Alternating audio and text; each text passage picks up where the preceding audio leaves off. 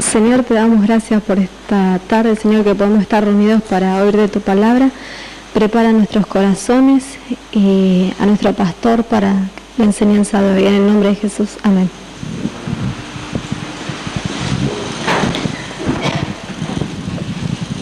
Si pueden sentar, abran sus Biblias al libro de Romanos, capítulo 1.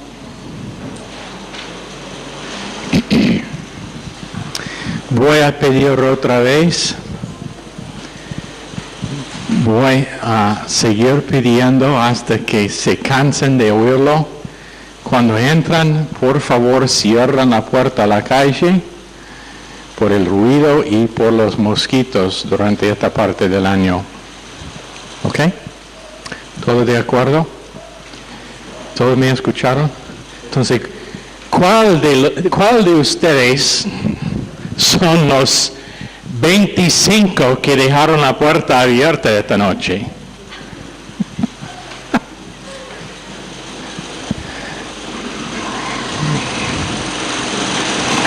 Edgardo me parece culpable. ¿Ah? El último. Romanos. ¿Todos están allá? Capítulo 1. Pablo, siervo de Jesucristo, llamado a ser apóstol, apartado para el Evangelio de Dios, que Él había prometido, hablando de Dios, Él había prometido antes por sus profetas en las Santas Escrituras acerca de su Hijo, nuestro Señor Jesucristo. Pablo es el apóstol de Dios, predicando el Evangelio de Dios conforme a lo que los profetas de Dios escribieron en las Escrituras de Dios. Quiero que les diga otra vez, probablemente siendo que eso puede ser en el examen, la verdad es que cualquier cosa que diga en esta clase podría estar en el examen. Pablo, el apóstol de Dios, predicando el Evangelio de Dios, conforme a lo que los profetas de Dios escribieron en las Escrituras de Dios. En otras palabras, todo pertenece a Dios. Esto es un tema que menos y menos realmente está entendido por nosotros. Y digo nosotros porque lo necesito oír yo también. Pero este mundo pertenece a Dios. Todo lo que pasa en este mundo pertenece a Dios. Sus fines son los únicos fines que realmente importan. Su propósito es el único que importa. Y lo único que importa en nuestras vidas es lo que Él hace. En otras palabras, para una persona inconversa, su vida no tiene significado alguno porque Dios no está trabajando en su vida. Todo pertenece a Dios.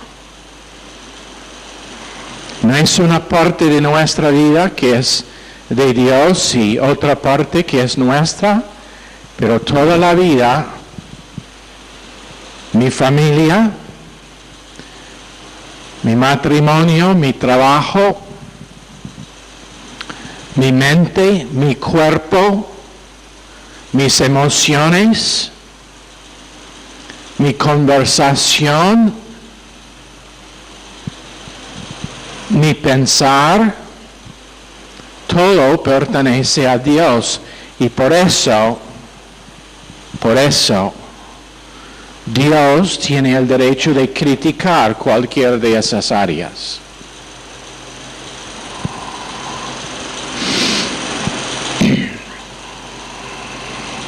Hay una canción, no sé si ha sido traducido en castellano o no, pero el título de la canción es que todo tiene que ver contigo, Jesús.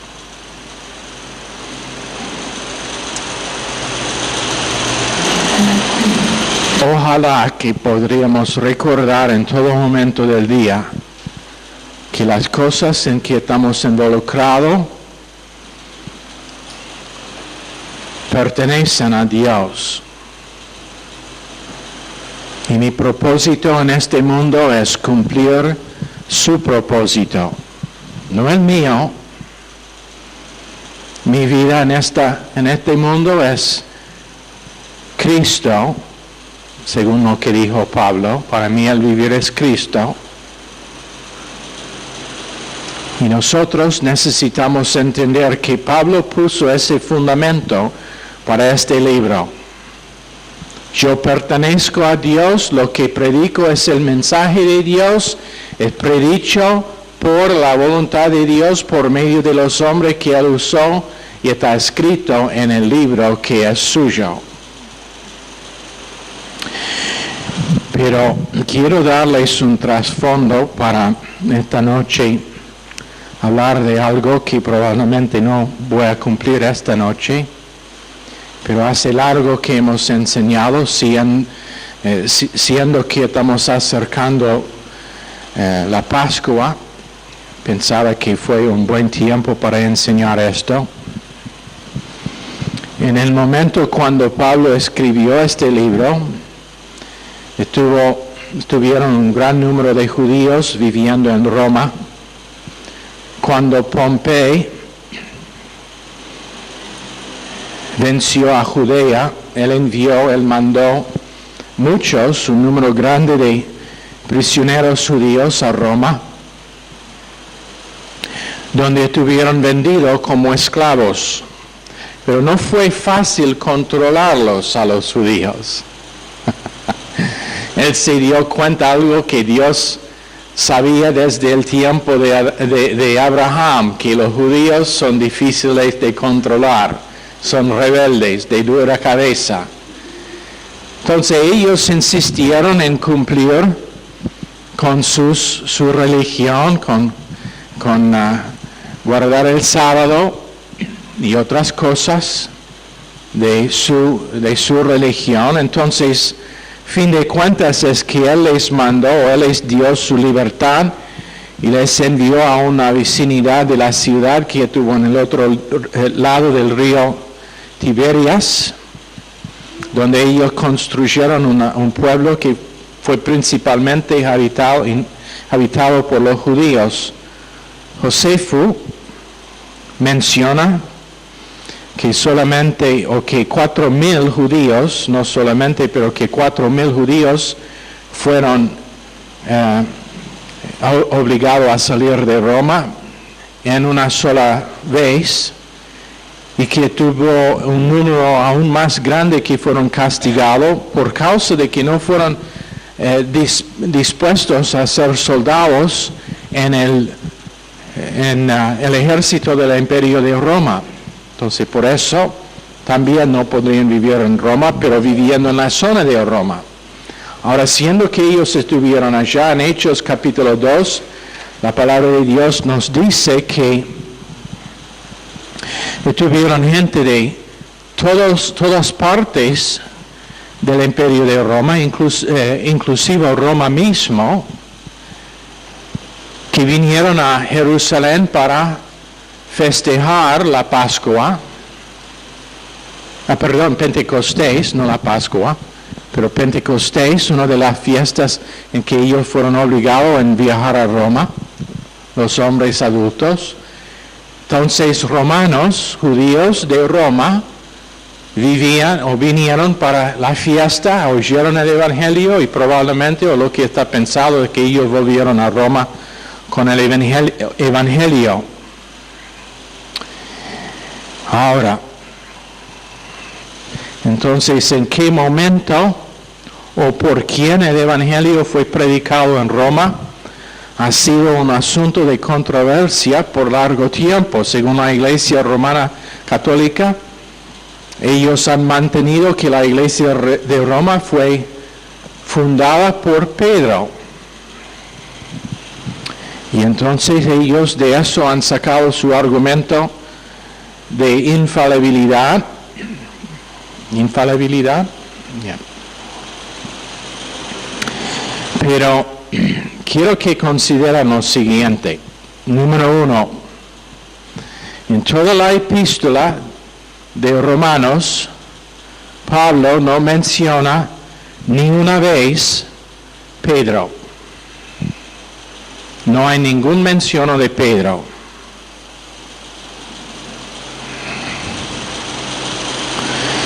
Y eso implica, si él hubiese estado en Roma, o si él estuvo en el momento de la escritura de Romanos en Roma, que eso es raro que Pablo no dirigió su epístola directamente a Pedro, o que no hace algún comentario de Pedro. Es increíble que Pablo no hizo ninguna mención de la presencia de Pedro allá. Aún más impresionante considerando que donde tuvieron otras iglesias fundadas por otros hombres, él menciona el hecho. Por ejemplo, 1 Corintios 1, 12 a 15, donde Pedro está mencionado repetidamente en sus otras epístolas, 1 Corintios 3, 22, 1 Corintios 9, 5, 15, 5, Gálatas 2, 9, varios otros lugares donde él está mencionado en conexión de la plantación de las iglesias de Corinto y de Galacia. Pero en Roma no hay ninguna mención. Segunda cosa.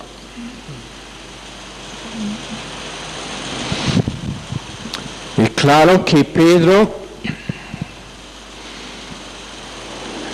no estuvo allá cuando Pablo escribió esta epístola. Porque si hubiese estado allá, no pudiera haber fallado de enviarle algún saludo, especialmente en medio del gran número de otras personas que él menciona en capítulo 16. Por ejemplo, si alguien escribe una carta a esta iglesia y saluda a Pablo, a Zulma, a Flavia, a Mirta, a Olga, a César, a Daniel, a Rolando y a todos los demás de los miembros, pero no saluda a mí, le mato. No, eso realmente sería una afrenta. Eso realmente sería ofensivo, sería una cosa impensable. Entonces, para que Pablo escribió la carta a Roma, es obvio que si Pedro hubiese estado allí en ese momento, tendría alguna mención de su nombre. ¿No entienden? Tercera cosa, en el libro de Hechos, tampoco está mencionado Pedro habiendo estado en Roma. Pero la presunción tomada de la historia es que casi conclusivamente nunca estuvo Pedro en Roma. En Hechos 12, versos 3 y 4 tenemos la cuenta de su encarcelamiento por Herodes Agripa, cerca al fin de su reino. Y eso ocurrió aproximadamente en el tercer o cuarto año del reino de Claudio, quien empezó a reinar en el año 41. Es completamente improbable que Pedro estuvo en Roma antes de esa fecha,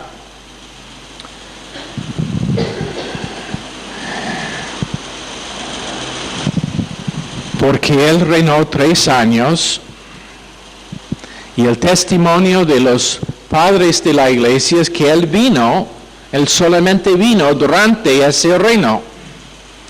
Entonces, muy improbable que vino antes. La cuenta de la historia de los padres de la iglesia es que él vino durante el reino de Claudio, que significa que no pudiera haber plantado la iglesia en Roma. Número 4. Pedro fue en Jerusalén hasta el 9º o 10º año del reino de Claudio. Eso es Hechos 15, 6.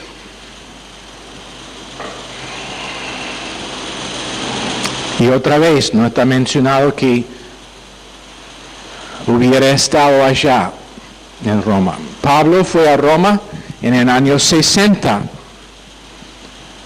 No hay ninguna mención de Pedro habiendo estado con él o estando allá. Si hubiese estado, hubiera estar recordado en el libro de Hechos. Pero lo que es grabado es Hechos 28, 14, 15, donde dice que él tenía una reunión con los judíos y que pasó 2 años allá en Roma, pero sin mencionar Pedro. O él realmente odia a Pedro, o simplemente Pedro no estuvo allá.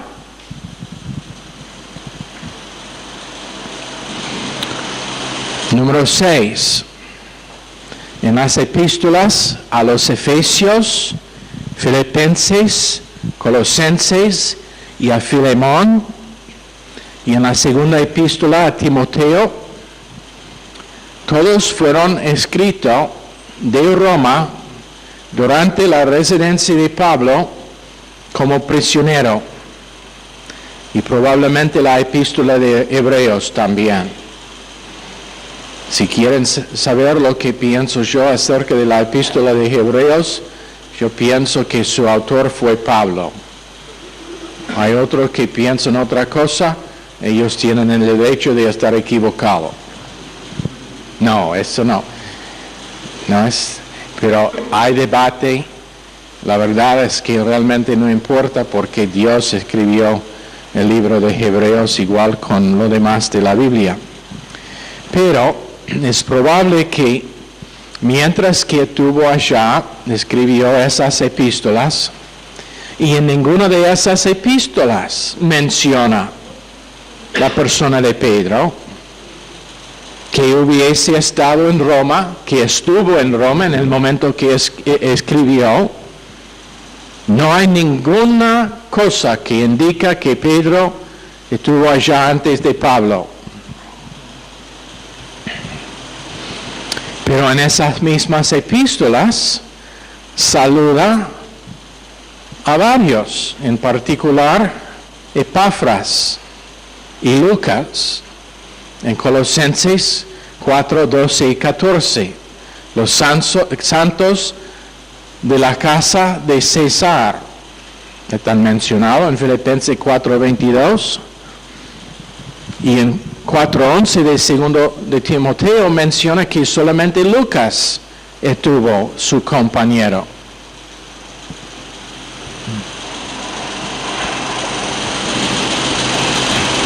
Algo que es completamente irreconciliable con la presencia de Pedro en Roma.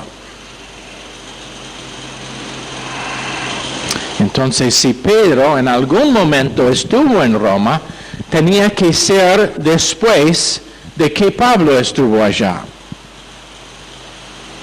Y si estuvo después de que Pablo escribió la epístola de Romanos, su primera epístola, es absolutamente seguro de que Pedro no plantó la iglesia en Roma. ¿Lo entienden? ¿Ven la imposibilidad de que Pedro era el obispo de Roma, como enseña la iglesia romana? Católica simplemente significa universal. ¿Entienden eso? Entonces nosotros somos miembros de la iglesia católica, pero no la iglesia romana. Y es una gran diferencia. Y entonces, ¿cuándo o por quién el Evangelio fue primero predicado en Roma? No es fácil decir, probablemente imposible. Pero según la cuenta de Hechos 2:10, encontramos entre otros extranjeros de Roma. Y es una maravilla como Dios, como empezamos a decir, Dios planeaba con las fiestas de Israel, de los judíos, para que miembros de toda provincia de Roma estaría en Jerusalén para oír el Evangelio la primera vez que fue predicado. Entonces, supongo, si uno realmente quiere halagar la verdad, podemos decir que por causa de que Pedro predicó en Hechos capítulo 2 y romanos escucharon su prédica y volvieron con el Evangelio a Roma, que él fue responsable para la iglesia en Roma. Pero eso realmente es alargar la verdad.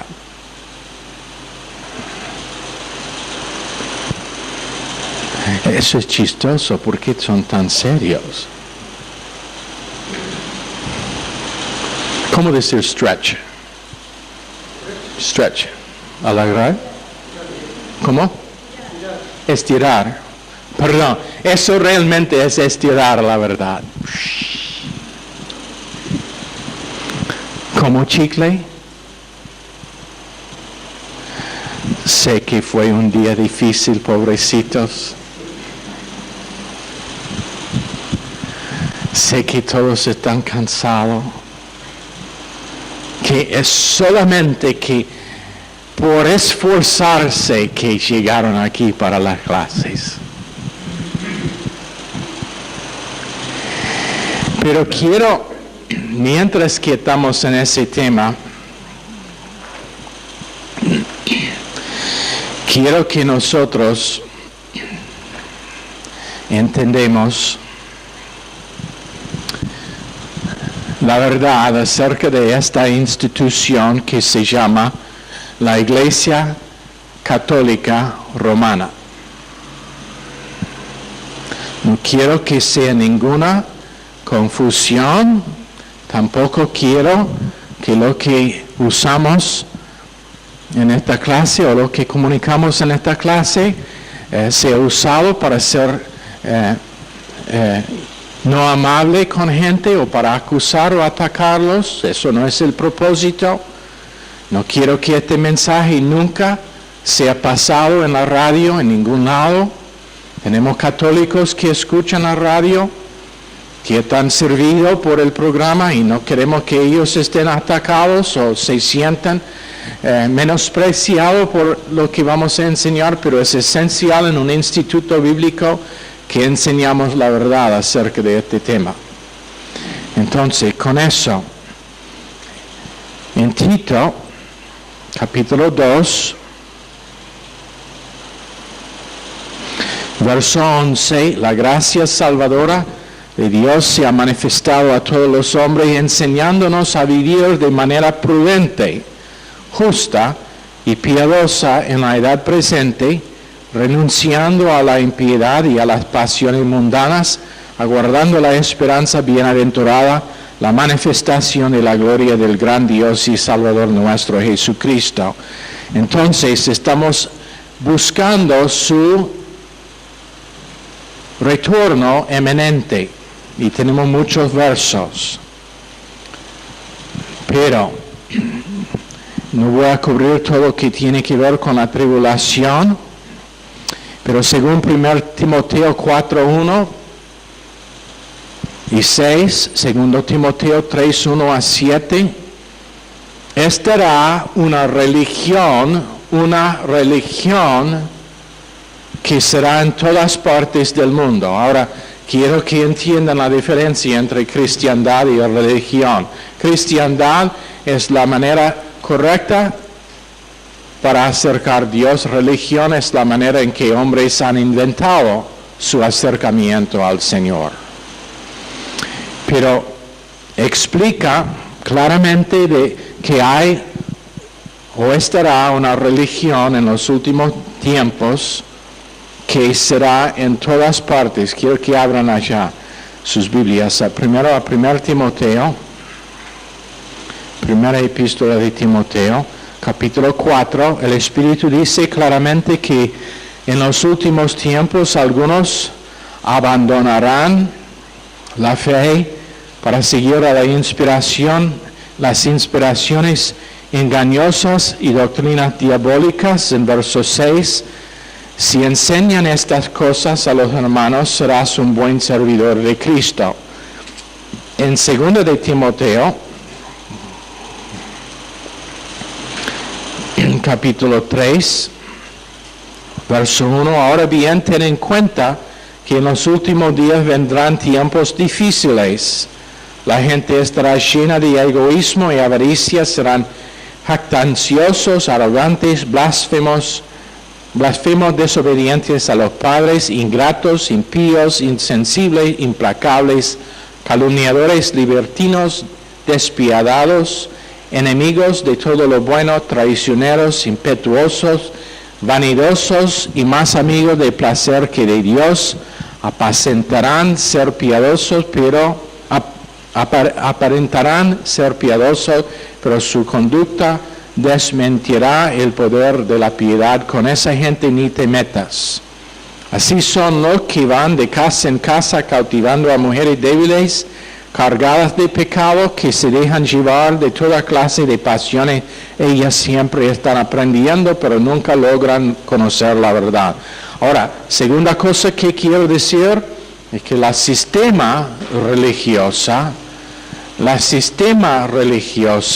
está compuesta de gente de todo ramo de religión. Mormones, testigos de Jehová, bautistas, miembros de la iglesia, Asamblea de Dios, miembros de las iglesias pentecostales, y puede ser aún miembros de esta iglesia. Ojalá que no sea así. Pero el sistema está compuesta de todos, no está solamente un grupo.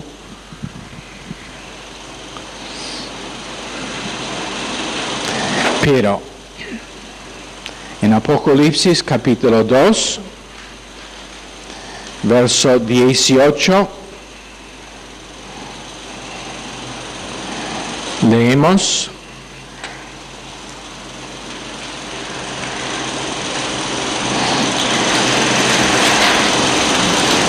odio estas Biblias que tienen las páginas tan finitos. Con 3 páginas puede cubrir la mitad del Nuevo Testamento. En capítulo 2, verso 18, dice: escribe al ángel de la iglesia de Tiatira, esto dice el Hijo de Dios, el que tiene ojos que resplandecen como llamas de fuego y pies que parecen bronce al rojo vivo. Conozco tus obras, tu amor y tu fe, tu servicio y tu perseverancia. Sé que tus últimas obras son más abundantes que las primeras. Sin embargo, tengo en tu contra que toleras a Jezabel, esa mujer que dice ser profetisa, con su engañanza engaña a mis siervos, pues los induce a cometer inmoralidades sexuales y a comer alimentos sacrificados a los ídolos. Le he dado tiempo para que se arrepienta de su inmoralidad, pero no quiere hacerlo. Por eso la voy a postrar en un lecho de dolor, y a los que cometen adulterio con ella los haré sufrir terriblemente, a menos que se arrepientan de lo que aprendieron de ella. A los hijos de esa mujer los heriré de muerte, así sabrán todas las iglesias que yo soy el que escudriña la mente y el corazón, y a cada uno de ustedes lo trataré de acuerdo con sus obras. Ahora, muchas autoridades bíblicos dicen que el sistema religioso, y estoy de acuerdo, el sistema religioso pasará la tribulación, o estará existente todavía durante la gran tribulación. En Apocalipsis capítulo 17, 1 a 7, Babilonia, la gran Babilonia es un sistema religioso que es responsable para el martirismo de más creyentes que cualquier otro grupo. El sistema religioso es responsable para martirar a creyentes, no el mundo. Ella ha hecho amigos con reyes y gobernadores, y en Daniel 7 y 9 está dada la descripción de gran imperios que han cometido fornicación espiritual con ella. Asiria es una, Egipto, Babilonia, Media Persia, Grecia, Roma. Todas esas naciones han cometido fornicación espiritual con la gran ramera que es el sistema religioso. Pero después de lo que dice en Daniel 7 y 9 hay un intervalo antes el séptimo gran imperio. Y la Biblia hace bien claro quién es ese sistema. Hasta el tiempo del diluvio no hubo religión organizada. Tuvieron gente que adoraron a sus dioses, pero no fue un sistema organizado de religión. Pero en Génesis capítulo 10, Caín nunca empezó un sistema religioso. Entonces, cuando vino el diluvio, no hubo religión organizada, de ninguna forma. Todos se hicieron conforme a su propia conciencia. Pero Noé fue a Noé en Génesis capítulo 10, después del diluvio, que Dios le dio la revelación de la necesidad de sacrificios. Entonces, la primera cosa que hizo fue construir un altar para sacrificar a alguno de los animales limpios. Eso es el porqué Dios le dio instrucciones de llevar 7 animales de los limpios en el arca y solamente 2 de cada uno de los no limpios. Entonces tenía suficiente para hacer los sacrificios. Medio mal si lleva solamente 2 y los mata después. Exterminación de esa raza de animal. Sí, y hablando de eso, ¿saben por qué Noé no tenía peces en el arca? Porque Dios solamente le permitió 2 gusanos para pescar.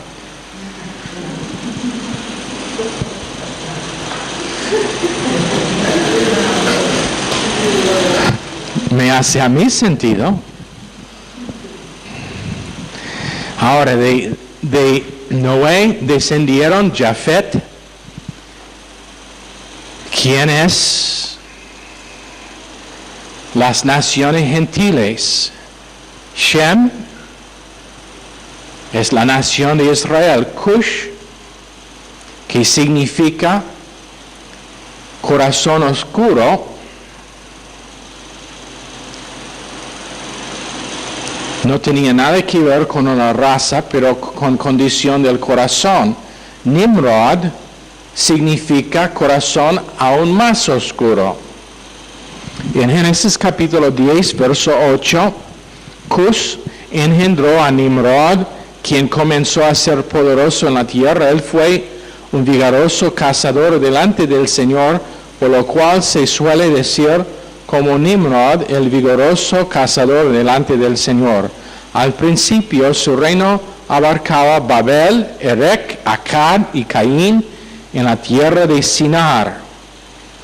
En Génesis capítulo 11, verso 1, toda la tierra tenía un solo idioma y las mismas palabras. Pero Jesús bajó para confundir los idiomas. ¿Pero qué estuvieron haciendo?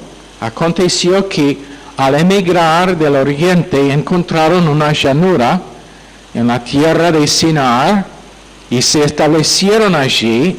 Entonces se dijeron unos a otros: venid, hagamos adobes y quemémoslos con fuego. Así empezaron a usar ladrillos en lugar de piedra y brea en lugar de mortero. Una sustitución de lo que Dios dijo fue necesario para su altar, que fue piedra, no ladrillo. Ellos quisieron empezar otra manera para acercar a Dios. Entonces en Génesis capítulo 11, verso 5, el Señor descendió para ver la ciudad y el torre, y entonces confundió sus idiomas. Ahora, si quieren saber por qué hay tantos idiomas en el mundo, la Biblia da la respuesta. Es muy simple, mucho más fácil creer eso que lo que los que enseñan la evolución piensan y dicen. Si nosotros todos descendimos de los monos, ¿por qué no todos hablamos el mismo idioma? No hace sentido. Especialmente cuando podemos marcar diferencia en los idiomas desde toda la historia recordada. Han sido diferencias. Pero en Primero de Reyes 16 dice que Acab, el hijo de Omri, hizo mal delante del Señor y servía a Baal y provocó al Señor de Israel por casarse con Jezabel. En Babilonia, Nimrod se casó con Semerimus, quien creyó que ella fue el cumplimiento de Génesis capítulo 3, verso 15. ¿Qué dice 3:15 de Génesis? Que Dios iba a proveer un Salvador por medio del simiente de la mujer. Esta mujer que se casó con Nimrod pensaba que ella fue el cumplimiento de eso. Y esto es lo que pasó. Ella tenía vírgenes como sus sacerdotas o sacerdotisas. Ella también tenía un hijo. El nombre del hijo fue Tamés o Tamuz. Depende en la deletración que uno usa. Pero según ella, Tamés falleció, pero solamente ella sabía de su muerte. Entonces ella proclamó un ayuno de 40 días para Tamés, un ayuno de sus sacerdotisas. Y conforme a lo que ella dijo, por causa de sus oraciones, su hijo se resucitó. Ahora, quiero que tengan el cuadro. Según ella, falleció el hijo, pero solamente ella vio al hijo muerto. Ella proclama un ayuno Ellos ayunan 40 días y al fin de ese tiempo ella produce el hijo supuestamente resucitado. Eso fue el empezar de la religión de madre e hija. No con Roma, pero siglos y siglos antes. Entonces, consecuentemente, adoración de madre e hijo empezaron. Ella fue llamada, esto es no sé cómo gente puede oír estas cosas o aún leerlos en la Biblia y no saber lo que está pasando. Su título fue la Reina del Cielo.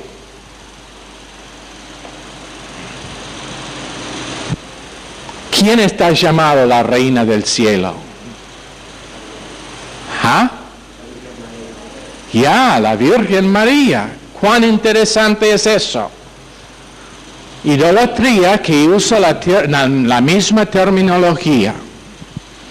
En toda parte del mundo ha sido formas de esta religión aún antes del tiempo de Cristo.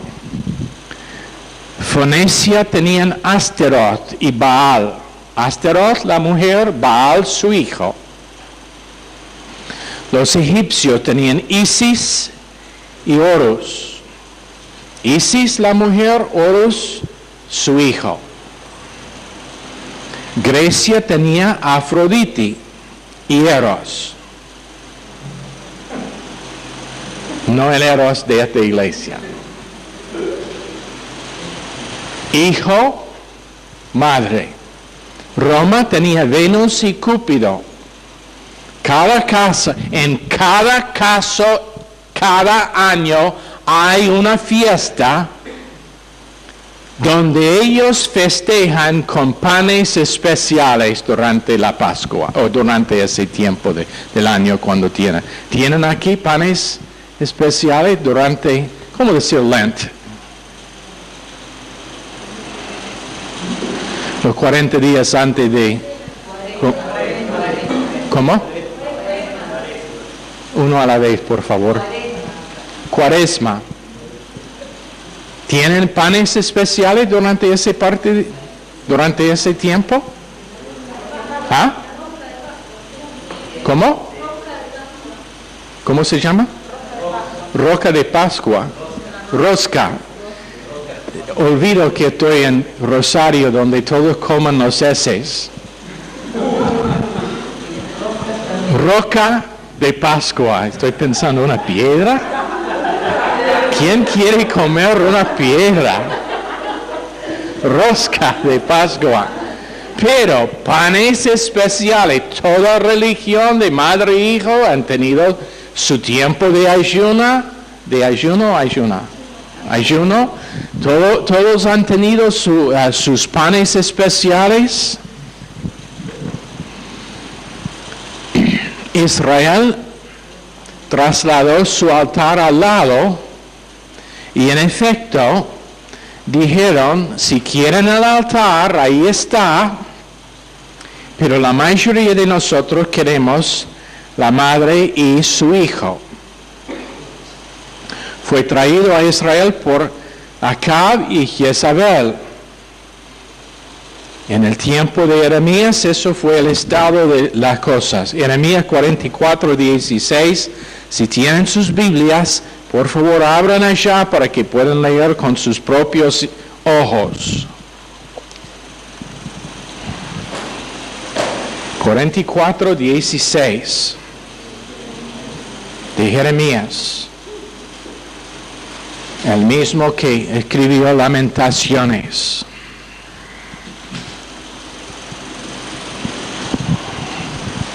La palabra que nos ha hablado, son los israelitas que están hablando.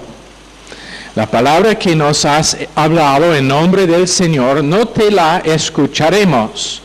Más bien, pondremos por obra toda palabra que ha salido de nuestra boca para quemar incienso a la Reina del Cielo y para derramarle libaciones, como hemos hecho nosotros y nuestros padres, nuestros reyes y nuestros magistrados, tanto en las ciudades de Judá como en las calles de Jerusalén, pues fuimos saciados de pan, nos fue bien y no vimos mal alguno, pero desde que dejamos de quemar incienso a la Reina del Cielo y de derramarle libaciones, nos falta de todo, y somos exterminados por la espada y por el nombre.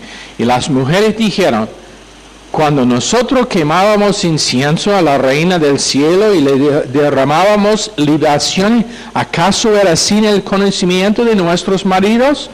Que le hacíamos tortas reproduciendo su imagen y le derramábamos libaciones. En otra palabra, ellos estuvieron conforme a lo que hicimos. No fuéramos nosotros las mujeres solamente. Ezequiel capítulo 8, verso 3. Quiero que abran allá.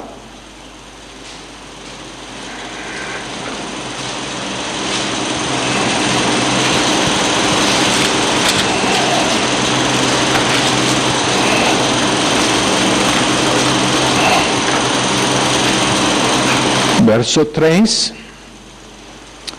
Miré entonces y vi una figura de aspecto humano, de la cintura para abajo ardía como fuego, de la cintura para arriba brillaba como el metal bruñido. Aquella figura extendió lo que parecía ser una mano y me tomó del cabello. Un viento me sostuvo entre la tierra y el cielo, y en visiones divinas me llevó a la parte norte de Jerusalén hasta la entrada de la puerta interior, que es donde está el ídolo que provoca los celos de Dios. Allí estaba la gloria del Dios de Israel, como la visión que yo había visto en el campo.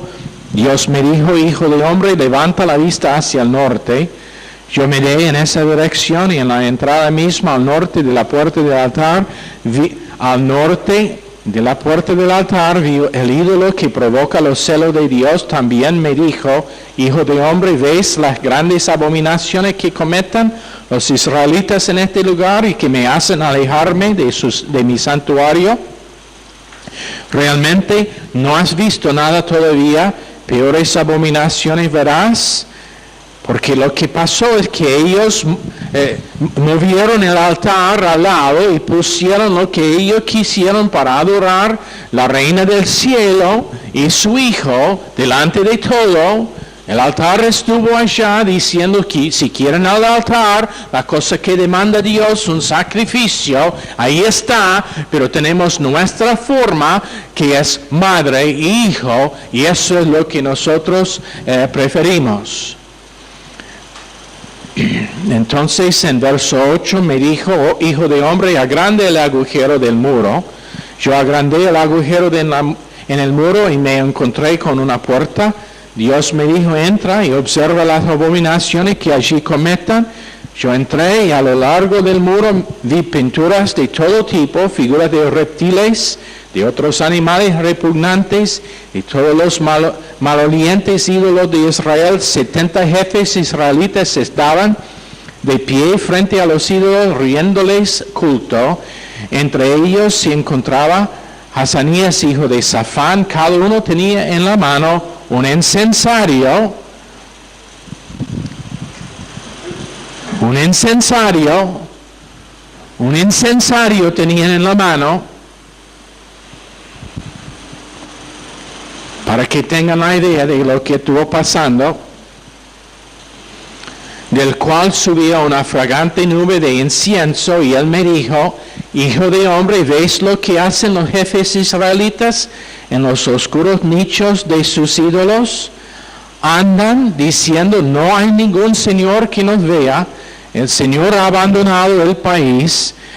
Y añadió: ya los verás cometer mayores atrocidades. Luego me llevó a la entrada del templo del Señor, a la puerta que da hacia el norte. Allí estaban unas mujeres sentadas que lloraban por el dios Tamuz. ¿Quién es Tamuz? Hijo de Semiramis. Esto no es nuevo, esto no es algo que empezó con la iglesia de Roma. Este es el sistema religioso que es casi desde el primer momento de la creación.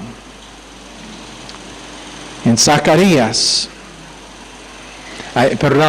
la otra parte del último verso, allí estaban unas mujeres sentadas que lloraban por el dios Tamuz. Entonces Dios me dijo, hijo de hombre, ¿ves esto? Pero aún las verás cometer mayores atrocidades. Zacarías 5:8.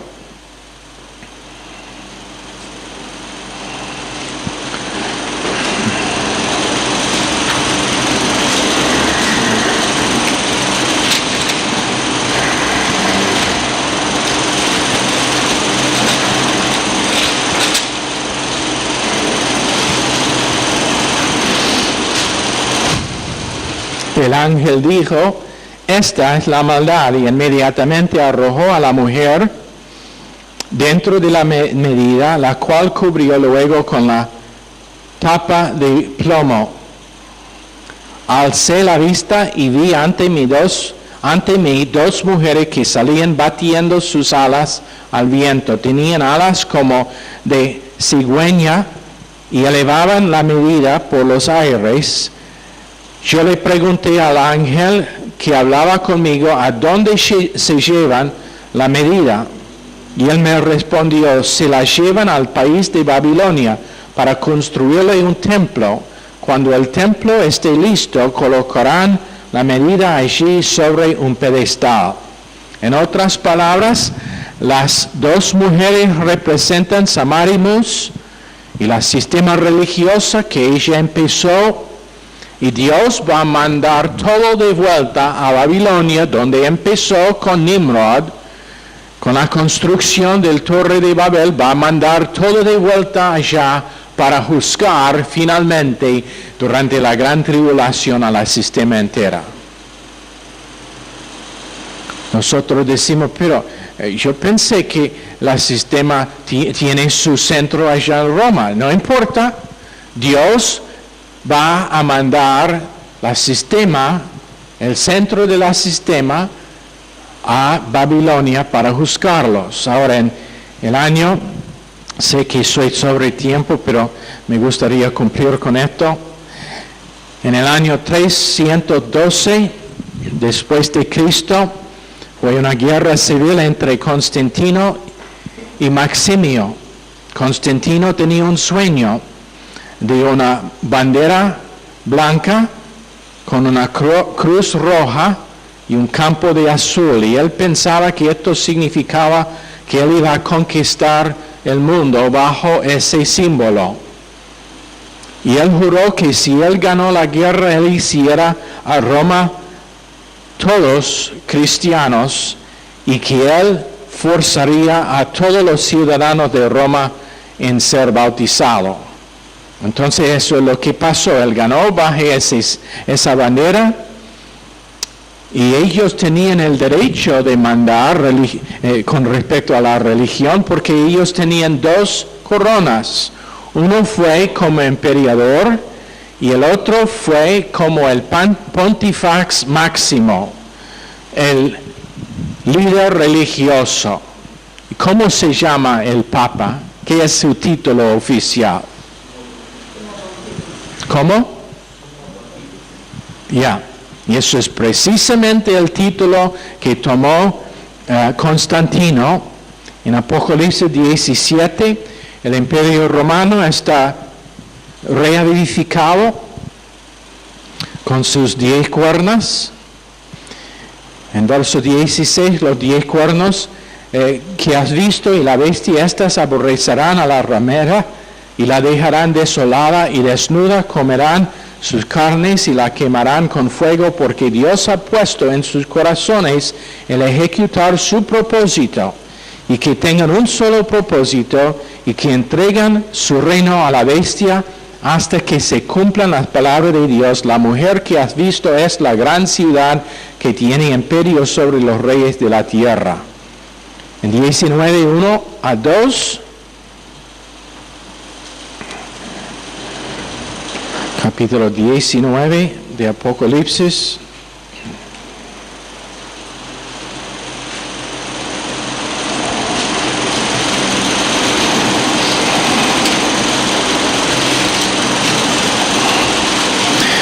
Después de esto, oí en el cielo un tremendo bullicio como el de una inmensa multitud que exclamaba: aleluya, la salvación, la gloria y el poder son de nuestro Dios, pues sus juicios son verdaderos y justos. Ha condenado a la famosa prostituta que con sus adulterios corrompía la tierra, ha vindicado la sangre de los siervos de Dios derramada por ella. Entonces Dios va a castigar el sistema. Ahora, como empezábamos, no olviden, el sistema está compuesta de miembros de toda iglesia, pero miembros apóstatas. No es solamente la iglesia católica. Entonces, nunca salgan de este instituto diciendo que la ramera de Apocalipsis es la iglesia católica. Es la sistema religiosa que ha tenido sus fundamentos en antigüedad, antes del establecimiento de la iglesia católica. Pero que tiene como uno de sus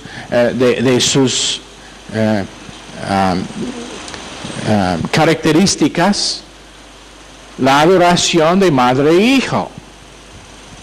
Cuando Dios siempre ha demandado sacrificio, el derramo de sangre, como lo necesario para limpiar pecado.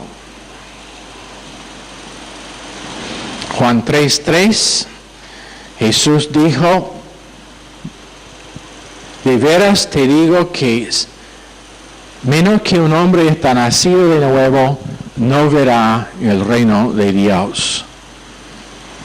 Entonces, para que sepan, para que tengan en mente, cuando está hablando con sus parientes y amigos que practican religión pero sin conocer la verdad, sabiamente, no como con un bate intentando matarles con todo lo que saben de las Escrituras, pero sabiamente puede compartir que Cristo vino para que podamos tener vida y esa más abundantemente. Señor, bendice esta clase al corazón de cada uno, en el nombre precioso de Jesús. Amén. Están despedidos.